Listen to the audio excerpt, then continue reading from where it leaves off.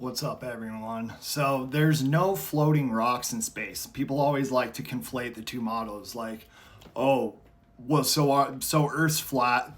So are all the other planets? Are they flat too? Well, there's no planets. There's luminaries, lights in the firmament. Okay, caused by sonoluminescence. The Earth is the floor. All right, up in the sky. Those are luminaries, lights in the sky. There's no floating rocks in space.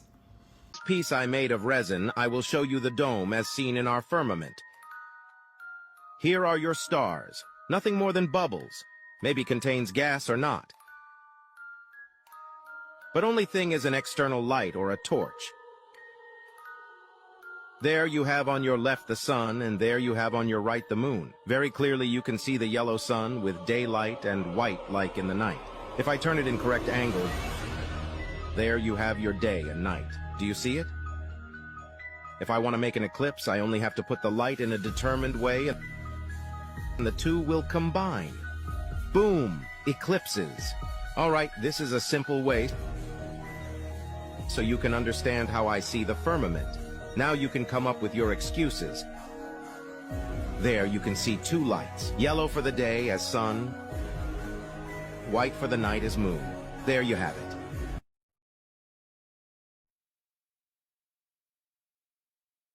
The first time I saw sonoluminescence was in a darkened room. I was transfixed to look at this spherical flask of fluid. And you'd look into the center, and in the center see a glowing blue-purple light, which could be seen with the unaided eye. It looked like a star in the heavens.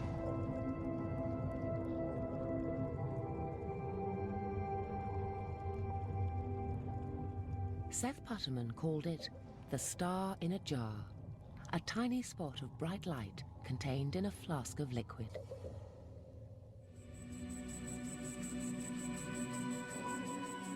This star in a jar is made when a sound wave is passed through a small bubble inside a flask of liquid. And this sound wave makes the bubble do something remarkable. First it expands, then it collapses. And this collapse happens so violently that vapor molecules trapped inside the bubble slam together and heat up so much that the bubble gives off an incredible burst of heat and light, several thousand times a second, giving the appearance of a star.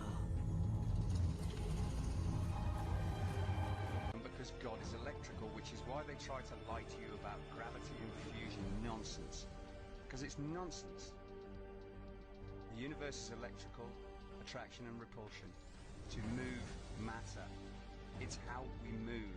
Electrical impulses to move things. Seed pods, suns on strings, and lights in water. They all prove the universe is electrical, and it travels in a Berkeley current.